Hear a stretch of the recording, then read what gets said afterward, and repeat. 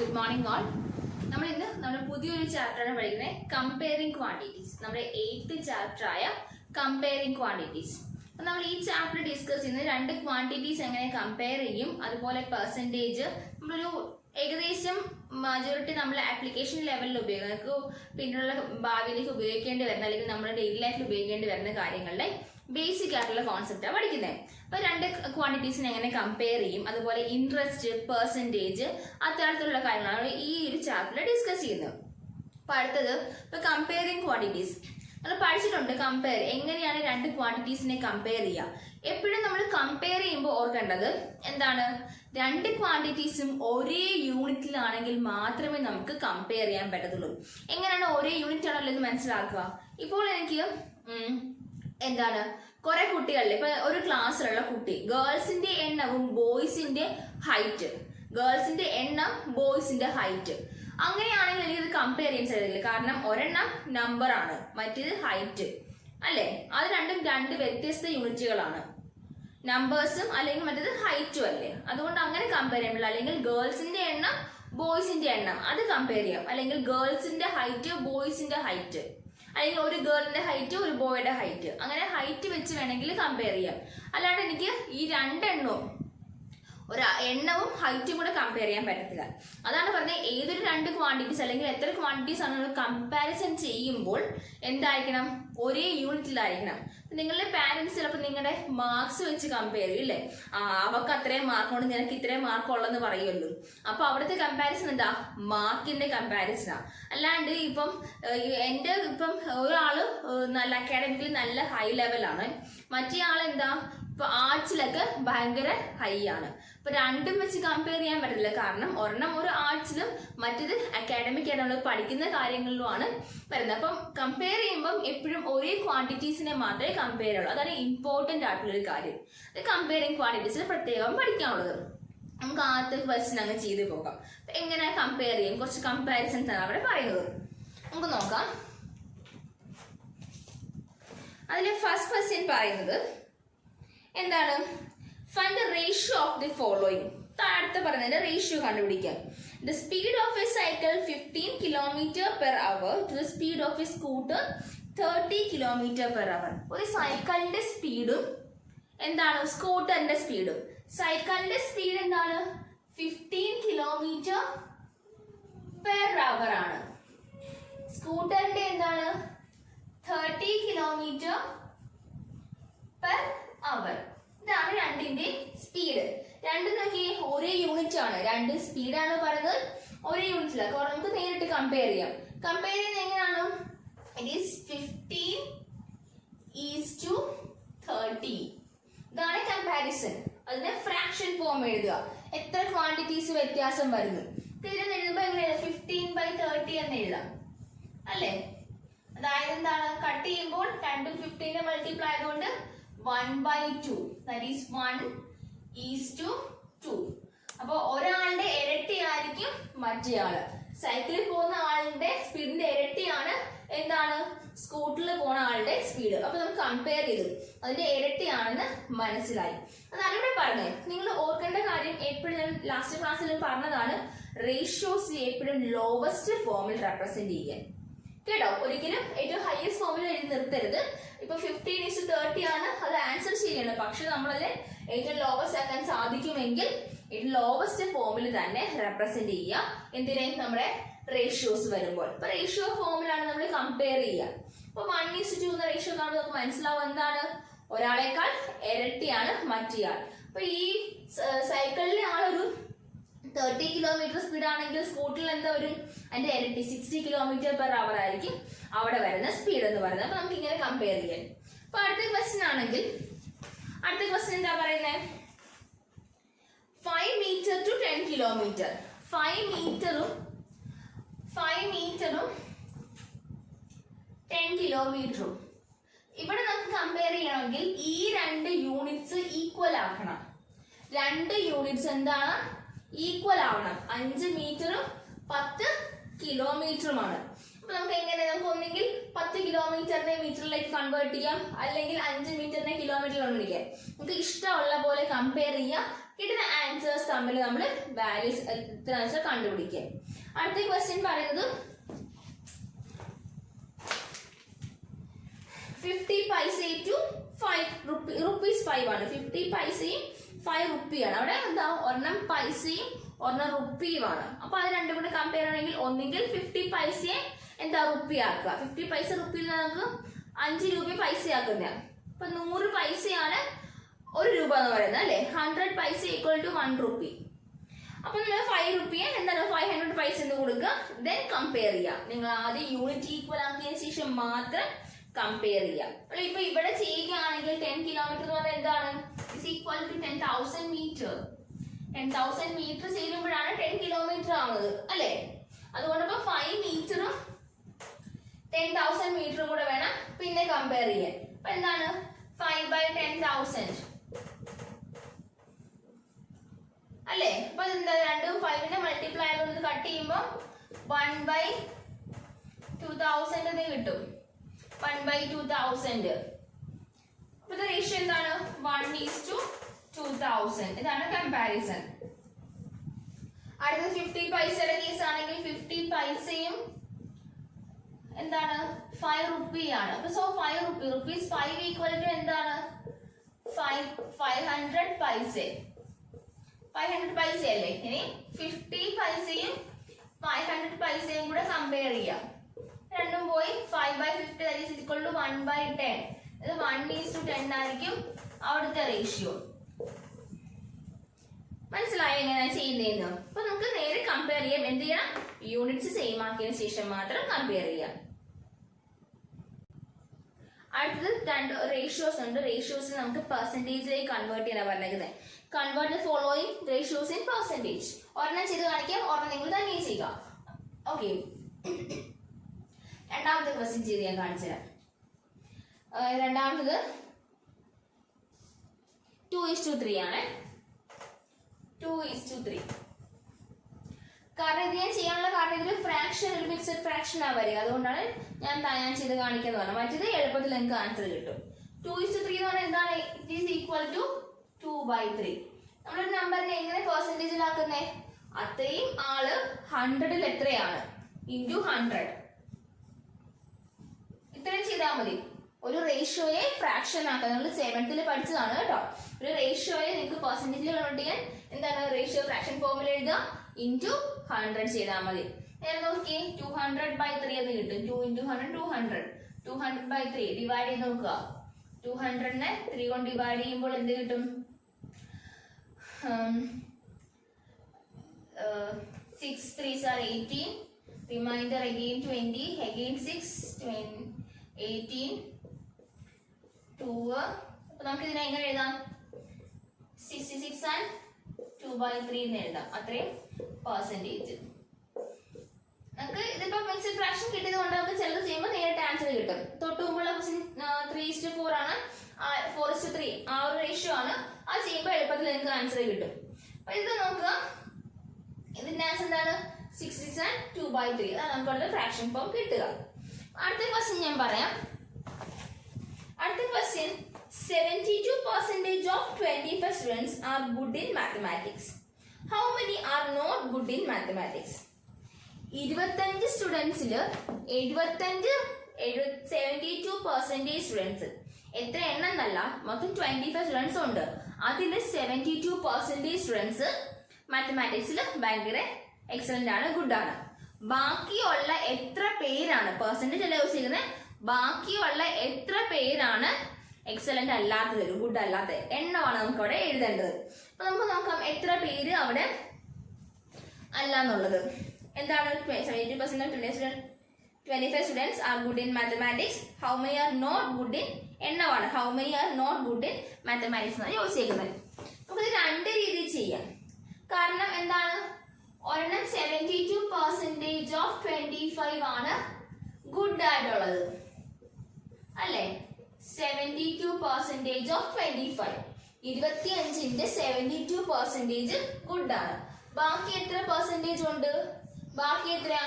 28% അല്ലേ. അപ്പൊ 28% of 25 എന്ന് പറഞ്ഞാലാണ് ബാക്കി എന്ത് എക്സലന്റ് അല്ല, ഗുഡ് അല്ലാത്ത കുട്ടികൾ. നമുക്ക് ഒന്നുകിൽ ചെയ്യാം 25ന്റെ 28% കണ്ടുപിടിക്കുക. അപ്പൊ നേരിട്ട് ആൻസർ കിട്ടും. അല്ല എങ്കിൽ നമ്മൾ ആദ്യമേ 72ന്റെ 25% കണ്ടുപിടിക്കുക. കിട്ടുന്ന ആൻസർ 25ൽ നിന്ന് സബ്ട്രാക്ട് ചെയ്യുക. ഇവിടെ നമ്മൾ ഇങ്ങനെ രണ്ട് മെത്തേഡാണ് ചെയ്യുന്നത്. രണ്ടും സെയിം മെത്തേഡ്, സബ്ട്രാക്ഷനും മൾട്ടിപ്ലിക്കേഷനും ഉള്ളത്. ആദ്യമേ നമ്മൾ പെർസെൻറ്റേജ് ഇട്ട് വാല്യൂ കണ്ടുപിടിക്കും, ദെൻ സബ്ട്രാക്ഷൻ ചെയ്യും. ഇവിടെ വരുമ്പോഴോ ഇവിടെ നമ്മൾ സബ്ട്രാക്ഷൻ ചെയ്തു, 100 - 72 ചെയ്തു, 28 കിട്ടി. സബ്ട്രാക്ഷൻ ചെയ്തതിന് ശേഷം മൾട്ടിപ്ലൈ ചെയ്ത് പെർസെൻറ്റേജ് കണ്ടുപിടിക്കുന്നു. ആ ഒരു വ്യത്യാസത്തിൽ രണ്ടും സെയിം മെത്തേഡാണ്. നമുക്ക് നോക്കാം എന്താണ് 72 × 72% ആണ്. So 72/100 into 25. 70% means 72/100. ഇത് നമ്മൾ പഠിച്ചിട്ടുള്ളതാണ്. നമ്മൾ കട്ട് ചെയ്യുമ്പോൾ ഇത് 4 വരും. 4 × 25 ആണ് 70. ഇപ്പോൾ ഡിവൈഡ് ചെയ്ത് നോക്കുക. 72നെ 4 കൊണ്ട് ഡിവൈഡ് ചെയ്യുമ്പോൾ 1 4s are 4, റിമൈൻഡർ 32, 8, 32. അപ്പൊ നമുക്ക് കിട്ടി 18 കുട്ടികൾ. 72% എന്ന് പറഞ്ഞാൽ എത്രയാ? 18 ആണ്. അപ്പൊ 18 കുട്ടികളാണ് ഗുഡ് ആയിട്ടുള്ളത്. ദെൻ 25 - 18 എത്രയാണ്?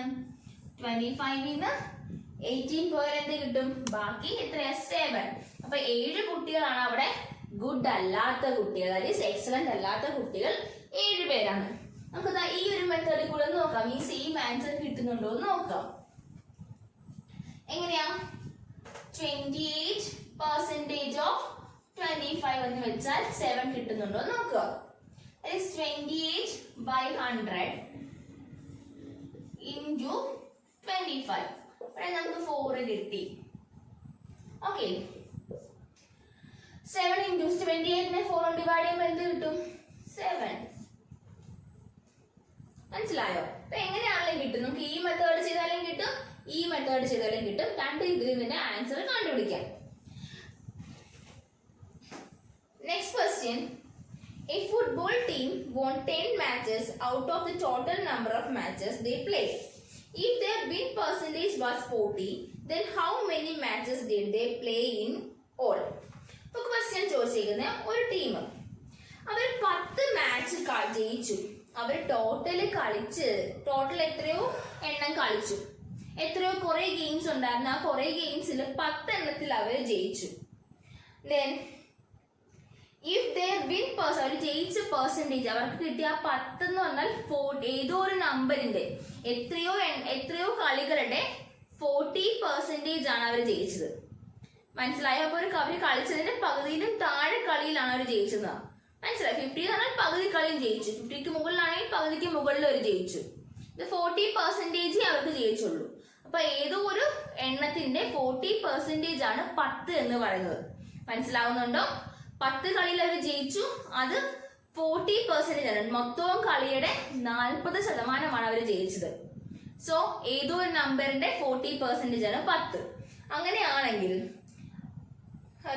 then how many matches did they play in all? മൊത്തം അവർ എന്തുമാത്രം കളി കളിച്ചു, എത്ര കളി ഉണ്ടായിരുന്നു അവർക്ക് എന്നാണ് question.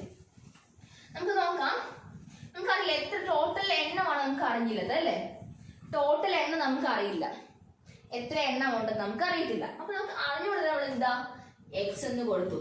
Number of place, total number of place equal to x ആണെങ്കിൽ ആ എക്സിന്റെ എന്താണ് 40%, that is 40/100, that is 40% അല്ലേ? ഏതോ ഒരു എണ്ണം കളിയുടെ എത്ര എക്സ് എന്ന് കൊടുത്തു, അതിന്റെ 40% ആണ് നമ്മൾ അവർ വിൻ ചെയ്തത്. 10 എണ്ണമാണ് വിൻ ചെയ്തത്. അവിടെ നമുക്ക് എക്സ് കണ്ടുപിടിക്കാം. എങ്ങനെ കണ്ടുപിടിക്കാം? രണ്ട് ക്യാൻസൽ ആയി. 4x ഈക്വൽ ടു എന്ത് കിട്ടി? 10 × 10 100 എന്ന് കിട്ടി. 4x equal to 100. Then x is equal to എന്താണ്? 100/4, that is equal to 25. That is x is equal to 25. അപ്പൊ 25 കളിയില് 10 കളിയാണ് അവര് ജയിച്ചത്. അപ്പൊ മൊത്തം എത്ര എക്സ് ആണ് എന്താ വിചാരിച്ചത്? ടോട്ടൽ നമ്പർ ഓഫ് പ്ലേസ് ആണ് ഉദ്ദേശിച്ചത്. അപ്പൊ 25 കളിയില് 10 എണ്ണത്തിലാണ് അവര് ജയിച്ചത്. ഇതാണ് ക്വസ്റ്റ്യനിൽ ചോദിച്ചേക്കുന്നത്. Next one, if Chameli had rupees 600 left after spending 75 of her money, how much did she have in the beginning? അപ്പം ചമേലിയുടെ കയ്യിൽ കുറച്ച് എമൗണ്ട് ഉണ്ടായിരുന്നു. അതിൻ്റെ 75% അവൾ ചെലവാക്കി എങ്കിൽ ബാക്കി അവളുടെ കയ്യിൽ 600 ഉണ്ട്. ഇത്രയും എമൗണ്ട് ഉണ്ടായിരുന്നു. അപ്പം നമുക്ക് എന്ത് ചെയ്യാം? ആസ് യൂഷ്വൽ ചെയ്ത പോലെ അൺനോൺ ആണ്, നമുക്ക് അറിഞ്ഞുകൂടാത്ത എമൗണ്ടിനെ ഞാൻ എക്സ് എന്ന് കൊടുത്തു. ടോട്ടൽ അവളുടെ കയ്യിൽ എക്സ് എമൗണ്ട് ഉണ്ടായിരുന്നു, എക്സ് റുപ്പീസ് ഉണ്ടായിരുന്നു, റുപ്പീസ് എക്സ് ആയിരുന്നു. അതിന്റെ 75% മീൻസ് എന്താണ്? 75/100 അവള് ഉപയോഗിച്ചു. അപ്പൊ എത്രയോ ഉണ്ട്? ഇപ്പൊ 100 രൂപ ഉണ്ടെങ്കിൽ അവള് 75 റുപ്പീസ് ഉപയോഗിച്ചെങ്കിൽ ബാക്കി 25 അല്ലേ വരിക. അപ്പൊ അത് നമ്മൾ നോക്കാം. അപ്പൊ 100 രൂപ ഉണ്ടെങ്കിൽ അതിന്റെ 75 ഉപയോഗിച്ചു, ബാക്കി 25. ഇവിടെ എത്രയോ ഒരു എമൗണ്ട് ഉണ്ടായിരുന്നു, ആ എമൗണ്ടിന്റെ 75% യൂസ് ചെയ്തു. ബാലൻസ് ഉള്ള എമൗണ്ട് ആണ് 600 എന്ന് പറഞ്ഞത്. അതായത് ടോട്ടൽ ഉണ്ടായിരുന്ന എമൗണ്ട് ആണ് എക്സ്. അതിൽ നിന്നും അവൾ 75%, ആ എമൗണ്ടിന്റെ 75%, അതായത് എക്സ് ഇൻറ്റു 75/100 അല്ലേ, ആ എമൗണ്ടിന്റെ 75%. ഇപ്പൊ ടോട്ടൽ ഉണ്ടായിരുന്ന എമൗണ്ട് എന്താണ്? എക്സ് മൈനസ് എന്താണ്? X into 75%, X of 75%. മനസ്സിലായോ? ആ എമൗണ്ടിന്റെ 75% ഉപയോഗിച്ചു. മൊത്തം ഉണ്ടായിരുന്നതിൽ നിന്നും അത്രയും 75% ഉപയോഗിച്ചത് പോയി, അത് ഉപയോഗിച്ചു. ബാക്കി ഉള്ളതാണ് 600 എന്ന് പറയുന്നത്. ഈ ഇക്വേഷൻ ഒന്ന് മനസ്സിലായോ? ടോട്ടൽ എക്സ് ആയിരുന്നു, ടോട്ടൽ അവിടെ ഉള്ള എമൗണ്ട് ആണ് എക്സ്. ആ എക്സിൽ നിന്നും അതിന്റെ 75% യൂസ് ചെയ്തു, അപ്പൊ അവിടെ എടുത്തു. അപ്പൊ എക്സിൽ നിന്ന് അത്രയും ഭാഗം കുറവുണ്ടായത് ബാക്കിയാണ് 600. അപ്പൊ ടോട്ടൽ എത്രയോ ഉണ്ടായിരുന്നു? നമുക്ക് ഇവിടെ ഒന്ന് സോൾവ് ചെയ്ത് നോക്കാം. ഇവിടെ രണ്ടിടത്തും ഒരു എക്സ് ഉള്ളതുകൊണ്ട് എക്സിനെ ഞാൻ പുറത്തെടുക്കുകയാണ്. ബാക്കി ഇവിടെ എന്താണ്? ഒന്നേ ഉള്ളൂ, മൈനസ്. ഇനി ഫ്രാക്ഷൻ ചെറുതാക്കുക. 75/100 എന്ന് പറഞ്ഞാൽ എന്താണ്? 3/4 ആണ് കേട്ടോ. കട്ട് ചെയ്യുമ്പോൾ 25ന്റെ മൾട്ടിപ്പിൾ ആണ് 3/4. ഒറ്റ സ്റ്റെപ്പിൽ ചേർന്നേ ഉള്ളൂ. നോക്കിയേ, 75/100 ഈക്വൽ ടു, ഇപ്പൊ രണ്ടും 25ന്റെ മൾട്ടിപ്പിൾ ആണ്. 4 5s are 4 25s are 100 and 3 25s are 75. 3/4 എന്ന് കിട്ടി. ഇപ്പൊ രണ്ടും ഇവിടുന്ന് എക്സിനെ പുറത്തെടുത്തു, ഇവിടുന്ന് എക്സിനെ പുറത്തെടുത്തു. ഇവിടുന്ന് എക്സ് പോയാൽ ബാക്കി 1, ഇവിടുന്ന് എക്സ് പോയാൽ ബാക്കി ഈ ഫ്രാക്ഷന്റെ ലോവസ്റ്റ് ഫോം 3/4 ഈക്വൽ ടു എന്താണ്? 600. 3/4 എന്ന് പറഞ്ഞാൽ എന്താ? മുക്കാല്. ആരാ കാല് മുക്കാലെന്ന് പറഞ്ഞല്ലേ? അപ്പം അത്രയും 1 - 3/4. ഒന്നിൽ നിന്ന് മുക്കാല് പോയാൽ എത്രയാ? ബാക്കി കാൽ ഭാഗമേ ഉള്ളൂ. വേണമെങ്കിൽ കണ്ടുപിടിക്കാം. 4 × 1 4, 4 - 3 1. That is x into 1/4 എന്ന് കിട്ടും. ഈ ഫ്രാക്ഷനെ സോൾവ് ചെയ്യാൻ നിങ്ങൾക്ക് അറിയാം, അല്ലെങ്കിൽ ലോജിക്കൽ ചിന്തിച്ചാലും കാൽ ഭാഗമേ വരത്തുള്ളൂ. അപ്പൊ x into 1/4 ഈക്വൽ ടു എന്താണ്? 600. That is x equal to എന്താണ്? ഈ ഡിവൈഡ് 4നെ ഇപ്പറ കൊണ്ട് മൾട്ടിപ്ലൈ ചെയ്യുക. 600 × 4 എന്ന് പറഞ്ഞാൽ 2400. 2400. അതായത് അവളുടെ 2400 രൂപ ഉണ്ടായിരുന്നു. അതിന്റെ 75% ഉപയോഗിച്ചതിന് ശേഷം ബാക്കി 600 രൂപയാണ് ഉണ്ടായിരുന്നത്. ടോട്ടൽ എമൗണ്ട് അവളുള്ള എത്രയായിരുന്നു? ₹2400. അടുത്ത ക്വസ്റ്റ്യൻ നിങ്ങൾ തനിയെ വർക്കൗട്ട് ചെയ്ത് നോക്കുക. ഈസി ആയിട്ട് ചെയ്യാവുന്ന ക്വസ്റ്റ്യൻ ആണ്. നിങ്ങൾക്ക് 50 ലാഖിന്റെ 60% കണ്ടുപിടിക്കണം, 30% കണ്ടുപിടിക്കണം, 10%. അപ്പൊ അത്രയും പെർസെന്റേജ് ഒക്കെ കണ്ടുപിടിച്ചാൽ മതി. ഓക്കെ, ഇനി അടുത്ത നമ്മൾ ഡിസ്കസ് ചെയ്യാൻ പോണേ ഇൻക്രീസ് ഡിക്രീസ് പെർസെന്റേജ് ആണ്. നിങ്ങൾ പഠിച്ചിട്ടുള്ളതാണ് ഇൻക്രീസ് ഡിക്രീസ്. നമ്മൾ 7th പഠിച്ചിട്ടുണ്ട്. ഇൻക്രീസ് പെർസെന്റേജ് ഫൈൻഡ് ഔട്ട് ചെയ്യുക, ഡിക്രീസ് പെർസെന്റേജ് ഫൈൻഡ് ഔട്ട് ചെയ്യുക എന്നുള്ളത്. അപ്പൊ എല്ലാത്തിനും സെയിം ഇക്വേഷൻ ആണ് നമ്മൾ യൂസ് ചെയ്യുക. ഇൻക്രീസ് പെർസെന്റേജ് ആണെങ്കിലും ഡിക്രീസ് പെർസെന്റേജ് ആണെങ്കിലും നമ്മൾ ഉപയോഗിക്കേണ്ടത്. അപ്പം എപ്പോഴാണ് ഇൻക്രീസ് ഡിക്രീസ് പെർസെന്റേജ് ഉണ്ടാവുക? ഒരു എക്സാമ്പിൾ പറഞ്ഞാൽ കഴിഞ്ഞ പ്രാവശ്യം ചെയ്തൊരു ക്വസ്റ്റ്യൻ ആണ്. ഒരു ടിവിയുടെ വില, ഇപ്പോൾ ഒരു 25,000 ആണ്. 25,000 ആണ്. ഇപ്പോൾ ഒരു അക്ഷയന്റെ വില കൂടി ഒരു 28,000 മാറി. 25 ആയിരുന്നത് 28 മാറി. അവിടെ ഇപ്പോൾ എന്താ? ഇൻക്രീസിങ് അല്ല ഉണ്ടായത്. അപ്പോൾ അവിടുത്തെ ഇൻക്രീസ് പെർസെന്റേജ് എത്രയാണ് എന്നാണ് ചോദ്യമെങ്കിൽ. 25,000 ആയിരുന്ന ടിവിയുടെ വില 28,000 ആയപ്പോൾ അവിടെ ഒരു ഇൻക്രീസ് ഉണ്ടായി. എത്ര പെർസെന്റേജ് ആണ് അവിടെ കൂടിയത്? അതാണ് ചോദ്യം. അങ്ങനെയാണെങ്കിൽ നമ്മൾ ചെയ്യേണ്ടത് ആ ഡിഫറൻസ് എടുക്കുക. എന്താണ്? നമ്മുടെ പുതിയ വില, ഇപ്പൊ 28 ന്യൂ പ്രൈസ് ആണെങ്കിൽ ന്യൂ വാല്യൂ കൊടുക്കാം. എല്ലാം പ്രൈസ് ആവുന്നില്ലല്ലോ. New value minus original divide by original into percentage ആകുമ്പോൾ you can do it by multiplying by 100. അപ്പം പുതിയ value minus new value minus എന്താണ് ഉണ്ടായിരുന്ന വാല്യൂ. ഇപ്പൊ ന്യൂ വാല്യൂ എന്തായിരുന്നു? 28,000 ആയിരുന്നു. ഇപ്പൊ 28,000 മൈനസ് ആദ്യത്തെ വാല്യൂ എന്താണ്? 25,000 ഡിവൈഡ് ബൈ 25,000. ആ ഫ്രാക്ഷൻ കണ്ടുപിടിക്കാൻ ഇൻറ്റു 100 ചെയ്യുക. അപ്പൊ ഇൻക്രീസ് പെർസെൻറ്റേജ് ആണെങ്കിലും ഡിക്രീസ് ആണെങ്കിലും ഇങ്ങനെ ചെയ്യുക. അതിൽ നമുക്ക് പെട്ടെന്ന് പഠിക്കാൻ ഇൻക്രീസ് പെർസെൻറ്റേജ്.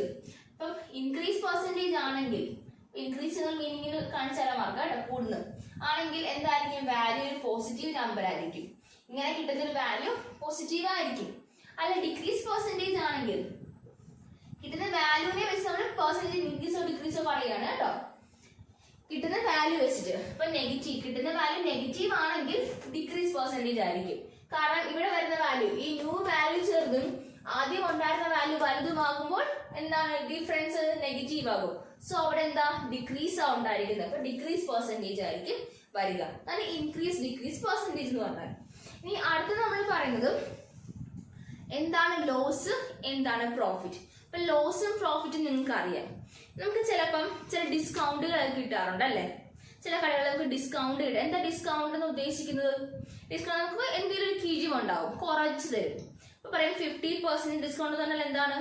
ഉള്ള എമൗണ്ടിന്റെ പകുതി കൊടുത്താൽ മതി. ഇപ്പൊ ഒരു എന്താണ് ഒരു ടോയ്ക്ക് എന്താണ് 1000 rupees ആണ് പ്രൈസ്. അവർ 50% ഡിസ്കൗണ്ടിൽ തരുമെന്ന് പറഞ്ഞാൽ എന്താ? നമ്മൾ ആകെ എത്ര കൊടുത്താൽ മതി? അതിന്റെ നേരെ പകുതി 500 രൂപ കൊടുത്താൽ നമുക്ക് ആ ടോയ് കിട്ടും. 1000 രൂപയുടെ ടോയ് നമുക്ക് 50% ഡിസ്കൗണ്ട് തരുമ്പോൾ എന്ത് കിട്ടും? നമുക്ക് ആ ടോയ് കിട്ടും. അപ്പൊ ഡിസ്കൗണ്ട് എന്ന് പറഞ്ഞാൽ നമുക്ക് എന്തെങ്കിലും കിഴിവ് കുറച്ച് കിട്ടും ഡിസ്കൗണ്ട് എന്ന് പറയുമ്പോൾ. Okay, next profit and loss എന്ന് പറയുമ്പോൾ പ്രോഫിറ്റ് എന്താണ്, ലോസ് എന്താണ് പഠിച്ചിട്ടുണ്ട്. പ്രോഫിറ്റ് എന്ന് പറഞ്ഞാൽ എന്താ? ഈ കിട്ടുന്ന ലാഭം, ഈ കൂടുതൽ കിട്ടുമ്പോഴാണ് പ്രോഫിറ്റ് ആവുന്നത്. കുറവ് കിട്ടുമ്പോൾ അത് ലോസ് ആവും.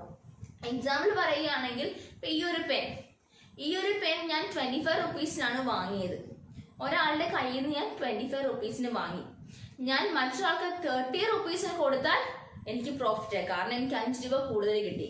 എനിക്ക് ആകെ 25 രൂപ വില സാധനം ഉള്ളായിരുന്നു, പക്ഷെ എനിക്ക് 5 രൂപ കൂടുതൽ കിട്ടി. പക്ഷെ ഇത് വാങ്ങിയ ആള് 20 രൂപയ്ക്കാണ് വാങ്ങിയത്. അങ്ങനെയാണെങ്കിൽ എന്താ? എനിക്ക് 5 രൂപ വീണ്ടും നഷ്ടം അല്ലെ? അപ്പൊ ഞാൻ എന്റെ കോസ്റ്റ് പ്രൈസ്, എനിക്ക് ഞാൻ കൊടുത്ത വിലയാണ് എന്റെ കോസ്റ്റ് പ്രൈസ്. ഞാൻ ഇത് വാങ്ങാൻ വേണ്ടി എന്റെ കയ്യിൽ നിന്ന് കൊടുത്താണ് ഇതിന്റെ കോസ്റ്റ് പ്രൈസ്. ഇപ്പൊ എനിക്ക് 25 ആയിരുന്നു ഇതിന്റെ കോസ്റ്റ് പ്രൈസ്. ഞാൻ കൊടുത്തത് അതാണ് എന്റെ സെല്ലിംഗ് പ്രൈസ്.